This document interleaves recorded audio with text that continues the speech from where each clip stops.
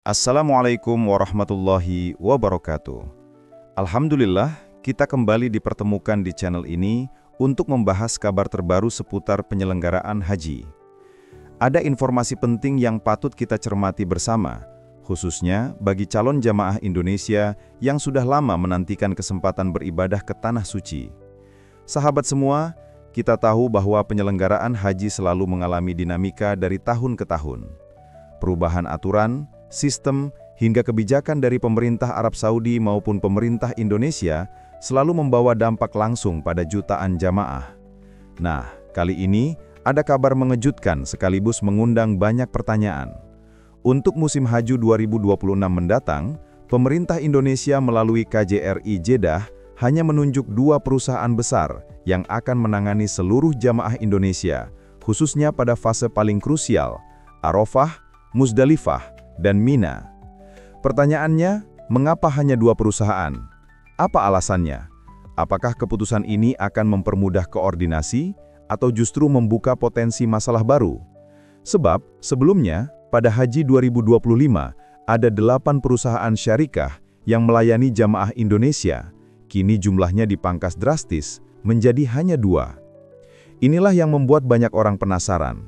Apakah layanan akan menjadi lebih baik karena lebih terfokus, atau malah lebih rawan karena jika satu perusahaan bermasalah, dampaknya bisa meluas ke ratusan ribu jamaah? Mari kita kupas bersama secara tuntas. Jangan kemana-mana, simak video ini sampai habis, dan tentunya jangan lupa klik tombol subscribe agar Anda tidak ketinggalan update penting seputar manajemen haji Indonesia. Sahabat semuanya, mari kita masuk pada penjelasan inti. Untuk musim Haji 2026 mendatang, pemerintah Indonesia melalui Konsulat Jenderal Republik Indonesia, KJRI Jeddah, telah mengumumkan keputusan penting. Hanya ada 2 syarikah atau perusahaan penyedia layanan haji yang ditunjuk resmi untuk menangani jamaah Indonesia. 2 perusahaan ini akan bertanggung jawab penuh dalam mengelola pelayanan di 3 fase penting, yaitu Arafah, Muzdalifah, dan Mina. Kita perlu memahami terlebih dahulu, apa sebenarnya syarikah ini? Sejak tahun 2025, sistem lama yang dikenal dengan nama maktab sudah dihapuskan. Sebagai gantinya, pemerintah Arab Saudi memperkenalkan sistem baru yang disebut syarikah.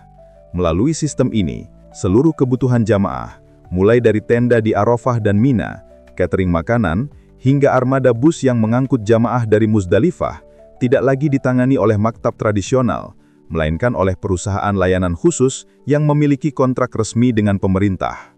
Pertanyaan besar pun muncul, apakah penyederhanaan ini akan membuat pelayanan lebih terarah dan seragam, atau justru memperbesar resiko karena beban yang begitu besar hanya ditangani oleh segelintir pihak? Inilah yang akan kita ulas lebih jauh pada bagian selanjutnya. Setelah mengetahui bahwa hanya ada 2 syarikah yang ditunjuk untuk menangani jamaah haji Indonesia tahun 2026, sekarang mari kita kenali lebih dekat siapa mereka.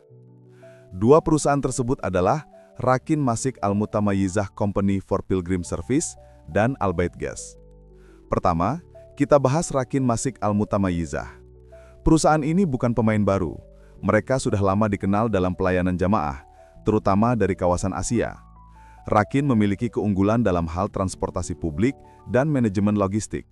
Armada bus mereka dikenal cukup modern, dengan kapasitas besar dan sistem pengelolaan yang rapi.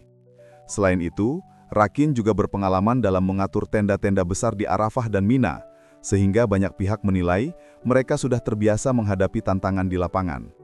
Berikutnya adalah Al-Bait Gas. Dibandingkan Rakin, perusahaan ini tergolong lebih baru. Namun, Al-Bait Gas cepat mendapatkan reputasi positif, terutama karena layanan mereka yang menekankan kenyamanan jamaah. Mereka terkenal dengan tenda-tenda eksklusif yang dilengkapi pendingin udara dan fasilitas modern lainnya. Fokus utama Al-Bait adalah akomodasi dan kenyamanan jamaah. Selama ini, mereka lebih banyak melayani jamaah dari kawasan Timur Tengah, sehingga orientasinya memang pada standar kenyamanan yang tinggi. Kini, kedua perusahaan tersebut berbagi tanggung jawab yang luar biasa besar, menangani hampir 250.000 jamaah Indonesia dalam puncak haji 2026. Dengan profil yang berbeda, tentu menarik untuk dilihat bagaimana kombinasi pengalaman dan kenyamanan ini akan berdampak pada pelayanan jamaah kita nanti. Sahabat semua, setelah mengenal lebih dekat siapa Rakin dan Al Bait Gas, kini saatnya kita melihat apa dampaknya bagi jamaah Indonesia. Dengan hanya 2 syarikah yang ditunjuk, tentu ada sisi positif sekaligus resiko besar yang harus dipahami. Dari sisi positif, sistem ini akan membuat koordinasi jauh lebih sederhana. Pemerintah Indonesia hanya perlu berhubungan dengan 2 perusahaan, bukan 8 seperti tahun 2025. Hal ini bisa mempermudah pengawasan, mempercepat komunikasi, dan memastikan standar layanan yang lebih seragam. Harapannya, semua jamaah mendapat pelayanan dengan kualitas yang relatif setara, baik dari segi transportasi, tenda, maupun catering. Selain itu, efisiensi biaya dan transparansi juga lebih mungkin tercapai karena alurnya lebih jelas. Namun, di balik potensi keuntungan tersebut, ada resiko besar yang tidak bisa diabaikan. Bayangkan, jika salah satu syarikah mengalami kendala, misalnya armada bus yang tidak cukup atau tenda yang tidak sesuai standar, dampaknya bisa langsung terasa pada setengah jumlah jamaah Indonesia. Itu artinya, ratusan ribu jamaah bisa terganggu sekaligus. Inilah yang membuat banyak pihak khawatir, sistem ini bisa menimbulkan semacam monopoli layanan. Karena itu, ada 3 hal yang wajib dijaga oleh pemerintah Indonesia. Pertama, kontrak dengan kedua syarikah harus jelas dan rinci, mencakup kapasitas bus, ukuran tenda, hingga kualitas catering. Kedua, pengawasan harus ketat, dengan tim yang berani menegur, bahkan menekan perusahaan jika lalai. Ketiga, harus ada rencana darurat, seperti cadangan armada atau solusi cepat, agar jamaah tidak menjadi korban jika layanan gagal. Dari pembahasan tadi, kita bisa melihat bahwa keputusan menunjuk hanya 2 syarikah, Rakin Masik Al-Mutamayizah dan Al Bait Gas, untuk menangani jamaah haji Indonesia tahun 2026, ibarat pedang bermata 2. Di satu sisi, langkah ini bisa membawa harapan baru. Dengan jumlah perusahaan yang lebih sedikit, pengawasan bisa lebih fokus, standar layanan lebih mudah diseragamkan, dan koordinasi lebih sederhana. Potensi adanya peningkatan kenyamanan jamaah tentu terbuka lebar. Namun di sisi lain, resiko yang ditanggung juga tidak main-main. Beban pelayanan terhadap hampir 250.000 jamaah Indonesia hanya dibagi kepada 2 perusahaan. Jika salah satunya bermasalah, maka dampaknya bisa langsung dirasakan dalam skala besar. Hal ini bisa berujung pada keterlambatan, ketidaknyamanan, bahkan potensi insiden di lapangan.